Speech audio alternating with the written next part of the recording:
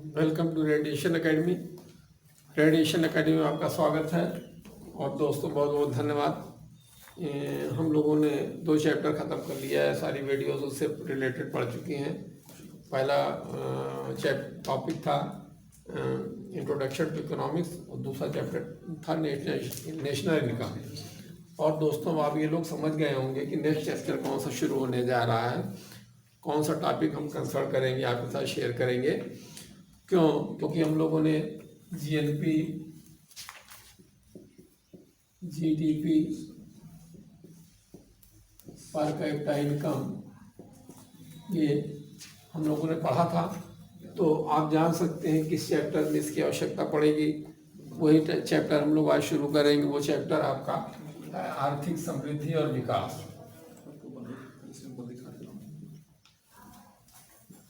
आर्थिक समृद्धि एवं विकास।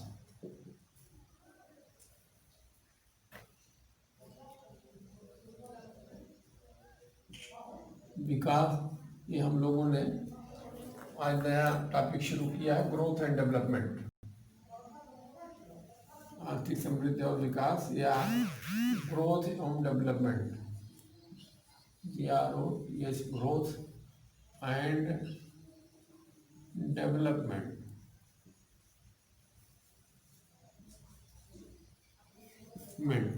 आर्थिक समृद्धि और विकास। तो प्रारंभिक अर्थशास्त्री जैसे एडम स्मिथ है,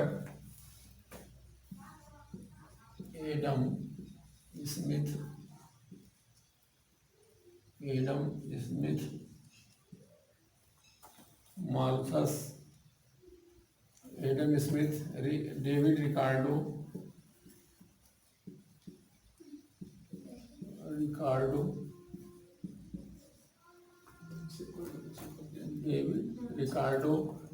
J.S. मिल,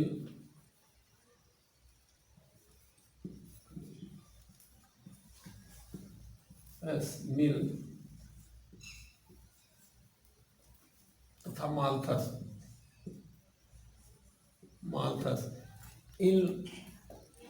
ये लोग आर्थिक समृद्धि की ही बात किया करते थे, आर्थिक विकास की बात नहीं करते थे। लेकिन द्वितीय विश्व युद्ध के पश्चात संपूर्ण आर्थिक चिंतन में ही परिवर्तन आया और लोगों ने कहा कि अब आर्थिक समृद्धि से किसी देश का काम नहीं चलने वाला है, बल्कि उससे हम एक कदम आगे बढ़ करके आर्थिक विकास के बारे में सोचें। और आर्थिक समृद्धि और विकास ये लगभग मिलते जुलते शब्द हैं, लेकिन एक दूसरे में काफ़ी निकटता होते हुए भी दोनों एक दूसरे से पर्याप्त भिन्न हैं। तो आर्थिक समृद्धि और आर्थिक विकास की चर्चा हम करेंगे इसकी थोड़ा सा एक टॉपिक के बाद। इससे पहले हम ये बता दें आपको कि भारतीय संदर्भ में आर्थिक समृद्धि, आर्थिक विकास के लिए कौन कौन से मॉडल अपनाए गए और उनकी मान्यताएं क्या थी, ये एक्सप्लेन करेंगे। ये एक्सप्लेन करने के बाद आप देखेंगे कि किस तरीके से भारतीय आर्थिक चिंतन में परिवर्तन आया और धीरे धीरे हमारी अर्थव्यवस्था जो है आर्थिक समृद्धि, आर्थिक विकास की ओर अग्रसर हुई। कौन सी गलतियां हुई, कौन सी नियोजकों से भूल हुई, जिसके कारण थोड़ा सा जिस पायदान पर हमको आर्थिक विकास रहना चाहिए था उस पायदान पर हम नहीं पहुंच पाए। तो भारत में आर्थिक विकास से संबंधित 2 मॉडल अपनाए गए हैं। एक है परंपरागत दृष्टिकोण,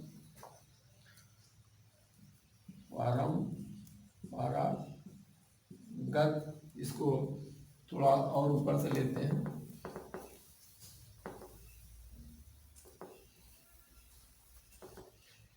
भारत में आर्थिक विकास से संबंधित 2 मॉडल अपनाए गए। परंपरागत दृष्टिकोण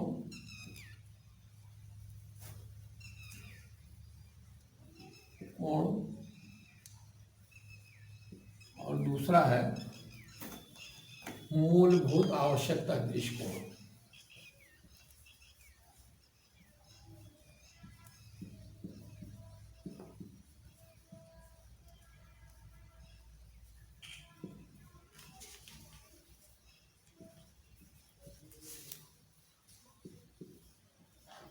दृष्टिकोण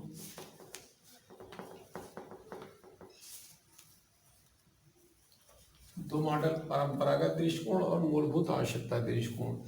इसको परंपरागत दृष्टिकोण को नेहरूवादी मॉडल कहा जाता है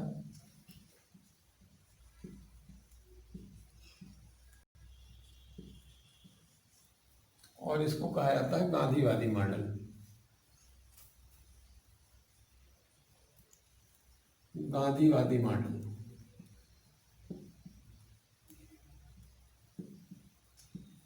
वादी मॉडल। इस परंपरागत दृष्टिकोण में या नेहरूवादी मॉडल में यह कल्पना की गई कि जीडीपी का वार्षिक विकास दर, जीडीपी की वार्षिक विकास दर 5 से 7% के बीच में होनी चाहिए वार्षिक, यह कल्पना की गई। दूसरे ये कहा गया कि उत्पादन और रोजगार के ढांचे में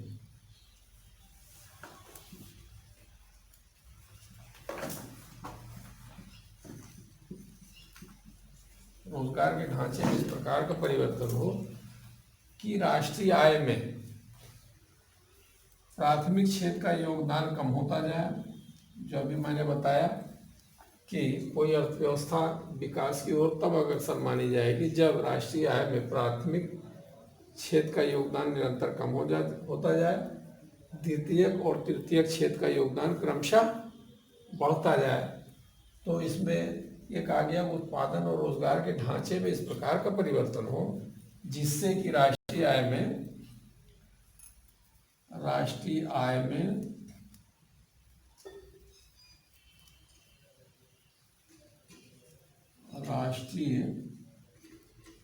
में प्राथमिक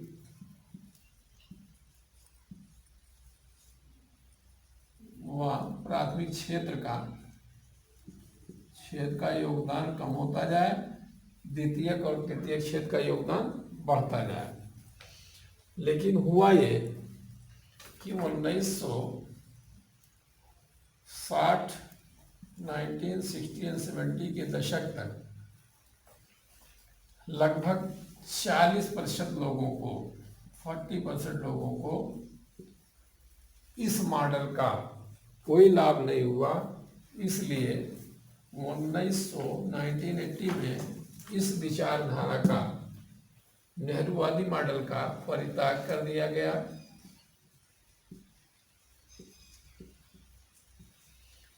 वादी मॉडल को इसका परित्याग किया गया, यानी खत्म कर दिया गया और इसके स्थान पर गांधीवादी मॉडल या मूलभूत आवश्यकता दृष्टिकोण को अपनाया गया, जिसमें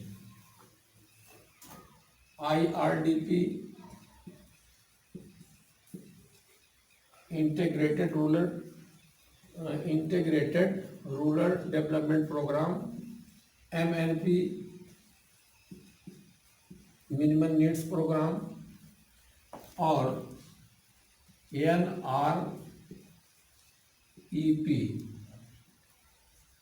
नेशनल रूरल एम्प्लॉयमेंट प्रोग्राम, ये योजनाएं चलाई गई और नियोजन कुछ सीधे ग्रामीण क्षेत्रों से जोड़कर, नियोजन को सीधे ग्रामीण क्षेत्र से जोड़ करके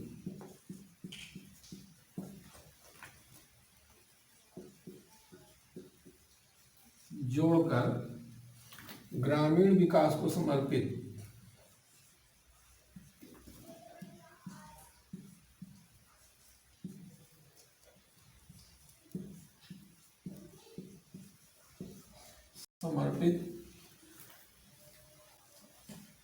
इसमें क्या किया गया कि नियोजन को सीधे ग्रामीण क्षेत्रों से जोड़ा गया और ग्रामीण विकास को समर्पित तमाम योजनाएं चलाई गई, जैसे IRDP, MNPP, NREP, ये सब योजनाएं चलाई गई।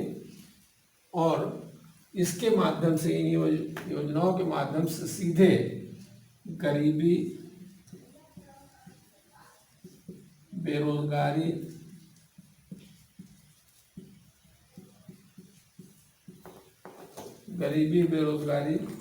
अशिक्षा, बीमारी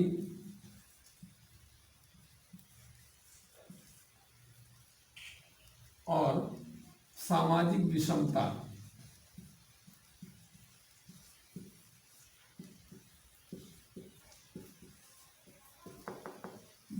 पर प्रहार किया गया।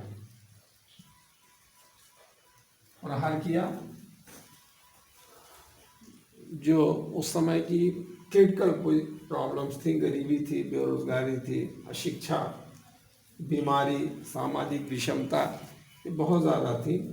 तो ये जो एक तो समस्याएं थी, ये समस्याएं देखा ये गया कि 1980 तक इन समस्याओं में कोई सुधार नहीं हुआ और इस मॉडल का 1980 तक कोई लाभ लगभग 40% जनता को नहीं हुआ। तो इस मॉडल का, परंपरागत दृष्टिकोण या नेहरूवादी मॉडल को क्या किया गया, परित्याग किया गया। उसके स्थान पर मूलभूत आवश्यकता दृष्टिकोण या गांधीवादी मॉडल को लागू किया गया। गांधीवादी मॉडल को लागू करने के बाद नियोजन को सीधे ग्रामीण क्षेत्रों से जोड़ा गया और ग्रामीण विकास के लिए, यानी ग्रामीणों की गरीबी दूर करने के लिए, बेरोजगारी दूर करने के लिए, शिक्षा दूर करने के लिए, जो तरह तरह की बीमारियां आया करती थी, हैजा, प्लेग वगैरह, उन सब पर नियंत्रित करने के लिए, अंकुश लगाने के लिए, सामाजिक विषमता जो थी, आर्थिक विषमताएं जो थी एक दूसरे के बीच में, उसको कम करने के लिए ये योजनाएं चलाई गई। और ये देखा ये गया कि इस मॉडल का आर्थिक विकास में काफ़ी लाभ पहुंचा हमारे देशवासियों को। और इस मॉडल में एक चीज़ ये परिकल्पना हुआ क्या था कि प्रथम पंचवर्षीय योजना में, उसमें आप आगे पढ़ेंगे, नियोजन जब हम लोग पढ़ेंगे तो उसमें IRDP, MNP, NREP ये सब डिटेल में आएगा। और हुआ क्या था कि प्रथम पंचवर्षीय योजना में, प्रथम योजना के समय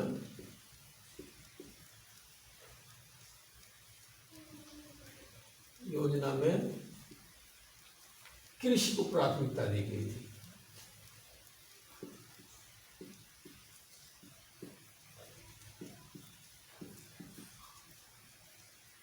प्राथमिकता दी गई और इसके तुरंत बाद द्वितीय पंचवर्षीय योजना में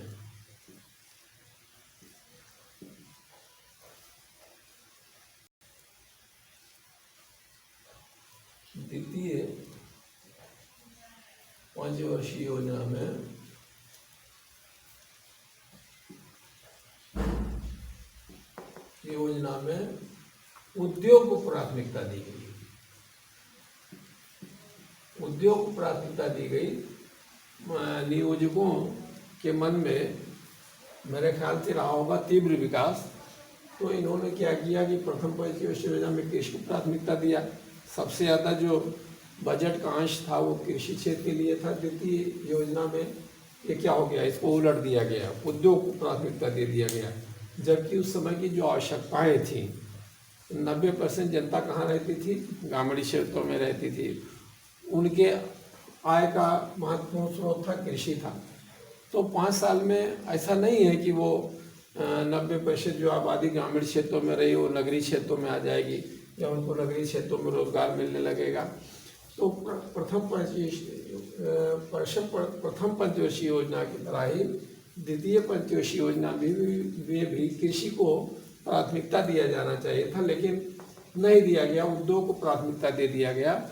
और इसमें यह परिकल्पना की गई कि जो औद्योगिक क्षेत्र में हम निवेश करेंगे तो उसमें बड़े लोग क्या करेंगे, हिस्सा लेंगे। जिनके पास पैसे ज़्यादा है, पूंजी ज़्यादा, वो लोग इसमें हिस्सा लेंगे, इन्वेस्ट करेंगे, उसमें गरीब लोगों को रोजगार मिलेगा।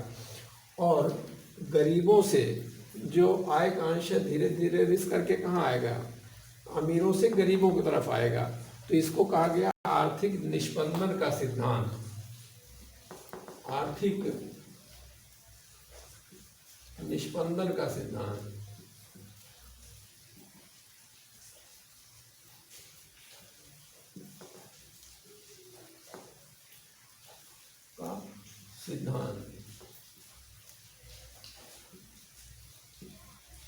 या trickle down effect of growth. trickle down effect of growth. Effect of growth.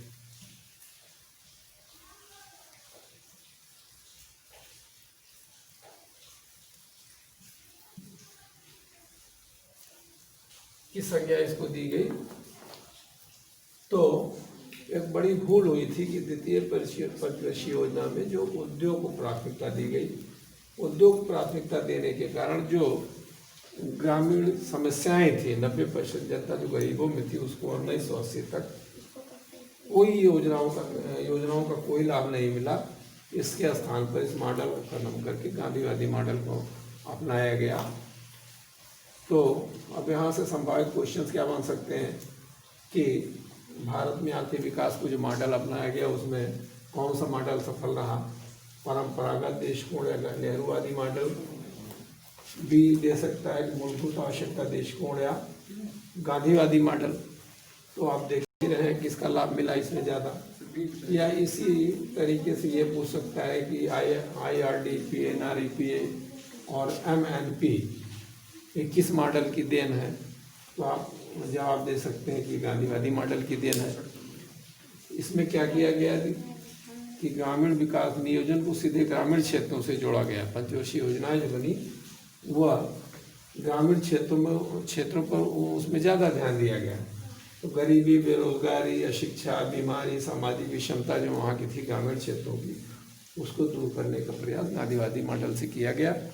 अब हम इस पर चर्चा करेंगे कि आर्थिक समृद्धि और आर्थिक विकास में क्या अंतर है, और संभवतः आप लोग इसका जवाब देने में भी समर्थ हो गए होंगे। ये जो हमने आप लोगों को दो मॉडल बताए विकास से संबंधित, नेहरूवादी मॉडल और गांधीवादी मॉडल। तो आर्थिक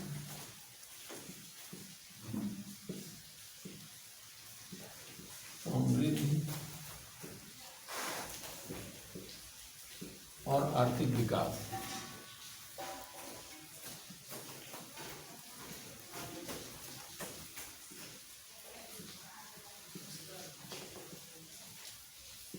आर्थिक विकास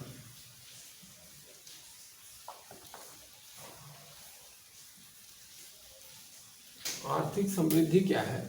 अगर सीधे सीधे एक लाइन में आपसे पूछा जाए, जैसे भारतीय संविधान में कल्याणकारी संविधान की परिकल्पना की गई है, तो जिन आर्थिक क्रियाओं से लोगों के कल्याण में अधिक वृद्धि हो उसको क्या कहेंगे? आर्थिक विकास कहेंगे। वो कैसे हो सकता है? तो अब देखिए कैसे होता है। ये आर्थिक समृद्धि क्या है? जैसे GNP, GDP, per capita income, PCI, इसमें निरंतर वृद्धि हो।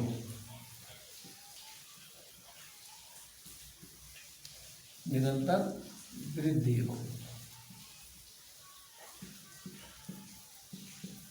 और आर्थिक विकास क्या है? इन सब के अलावा GNP, GDP, per capita income, इसमें निरंतर वृद्धि होने के साथ साथ लोगों के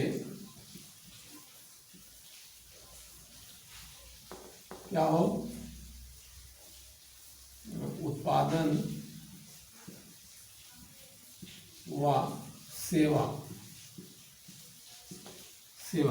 यानी GNP, GDP, per capita income में निरंतर वृद्धि मतलब क्या होगा? उत्पादन, सेवा में वृद्धि होगी। तो ये वृद्धि होना ही महत्वपूर्ण नहीं है किसी देश के साथ, बल्कि इसका न्याय न्यायपूर्ण वितरण भी होना चाहिए, वितरण भी होना चाहिए। न्यायपूर्ण वितरण होने का मतलब जो आर्थिक विषमता है उसमें कमी आएगी। आर्थिक विषमता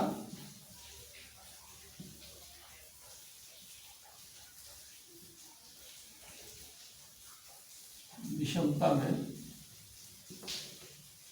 कमी, आर्थिक विषमता में तभी, आर्थिक विषमता में कमी आना या उत्पादन और सेवाओं का न्यायपूर्ण वितरण तभी होगा जब लोगों को सीधे रोजगार से जोड़ दिया जाए।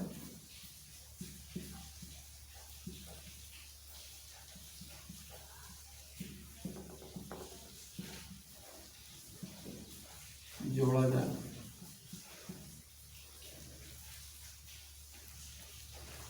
देखिए, एक चीज मैं आप लोगों को और बता दूं, ग्रोथ दो तरीके की होती है, एक जॉबलेस ग्रोथ होती है, एक जॉब ओरिएंटेड ग्रोथ होती है। जैसे वर्तमान में आप लोगों ने न्यूज़ चैनलों पर सिलाओं का पेपर में देखा होगा कि इस समय ये कोरोना के पहले भारतीय अर्थव्यवस्था को जॉबलेस ग्रोथ की संज्ञा दी जा रही थी। Jobless growth, job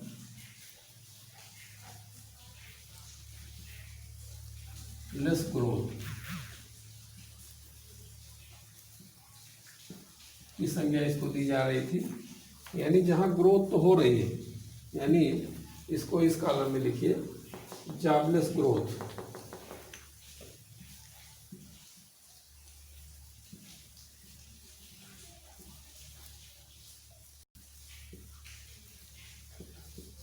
jobless growth एक तो ये होता है जो वर्तमान में भारतीय अर्थव्यवस्था को जॉबलेस की ग्रोथ की संज्ञा दी जाने लगी। एक होता है जॉब ओरिएंटेड ग्रोथ।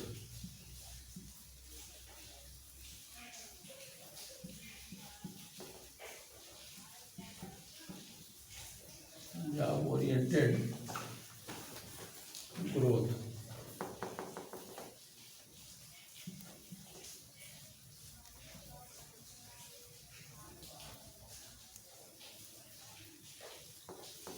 तो जॉबलेस ग्रोथ यानी ऐसा ग्रोथ जिसमें लोगों को रोजगार न मिले, लोग बेरोजगार हों, तो जॉबलेस ग्रोथ हो गया, यानी आर्थिक समृद्धि सिर्फ होगी। जॉब ओरिएंटेड ग्रोथ तब कहा जाएगा जब लोगों को इन चीज़ों में वृद्धि होने के साथ साथ उत्पादन सेवाओं का न्यायपूर्ण वितरण हो। यह तभी संभव होगा, यह जब लोगों को सीधे रोजगार से जोड़ा जाएगा, आर्थिक विषमता में कमी आएगी।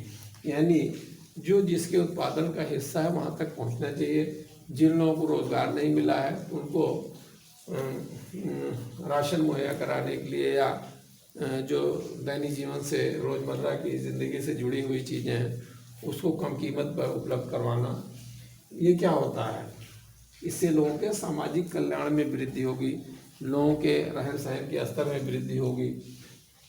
रहन और इसमें एक चीज़ और देखा जाता है कि प्रति व्यक्ति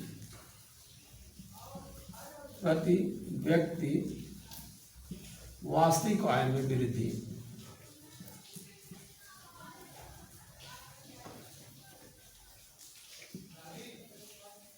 आय में वृद्धि होना चाहिए।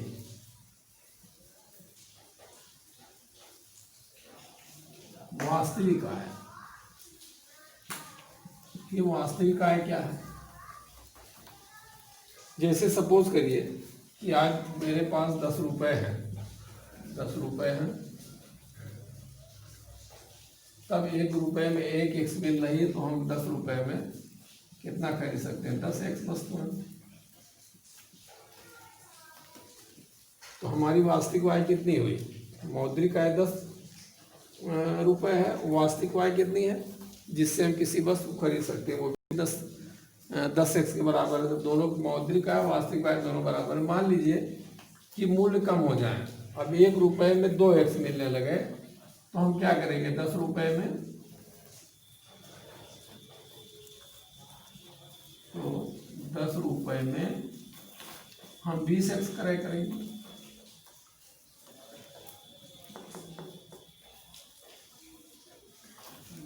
करेंगे यानी हमारे मुद्रा की जो हम लोगों ने आधारवश पढ़ते समय पढ़ा था, वो वीडियो उठा करके देखिए आधारवश वाला, उसमें यह था कि जब वस्तुओं के दाम कम होते हैं तो मुद्रा की क्रय शक्ति क्या है, बढ़ती है, यानी वस्तुएं हमें उसी पैसे में ज़्यादा वस्तुएं मिलने लगेगी।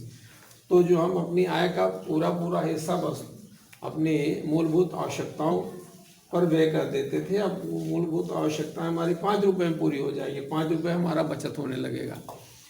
तो ये होता है कि अगर वस्तुएं सेवाएं कम कीमत पर मिल रही हैं तो उसी मौद्रिक आय से वह जो वस्तुएं खरीदेगा वो क्या कहलाएगी, वास्तविक आय। तो प्रति व्यक्ति वास्तविक आय में वृद्धि होनी चाहिए, यानी मुद्रा की क्रय शक्ति बढ़नी चाहिए।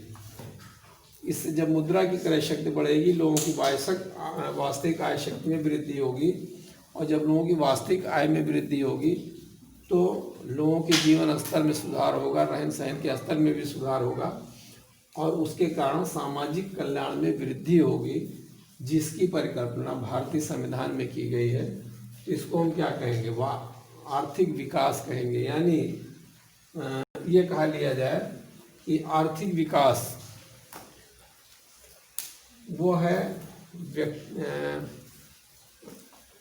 व्यक्तिनिष्ठ है, और आर्थिक समृद्धि क्या, वस्तुनिष्ठ है, और ये व्यक्तिनिष्ठ है।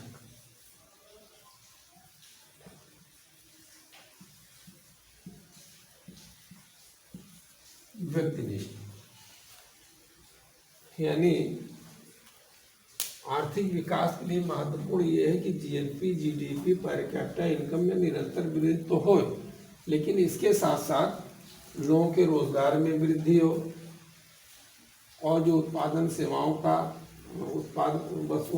उत्पादन होगा उसका न्यायपूर्ण वितरण हो। उसके अलावा लोगों की क्रय शक्ति में वृद्धि हो। लोगों की क्रय शक्ति में वृद्धि तभी होगी जब जीएनपी, जीडीपी में वृद्धि हो, वह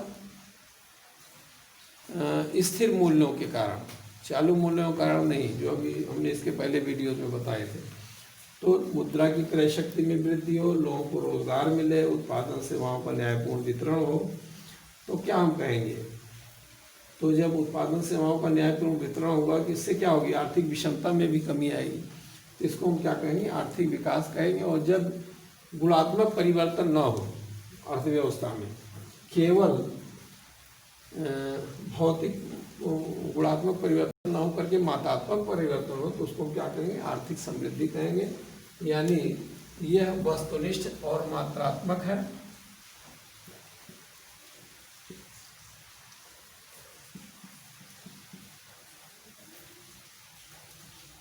यह व्यक्तिनिष्ठ और गुणात्मक है।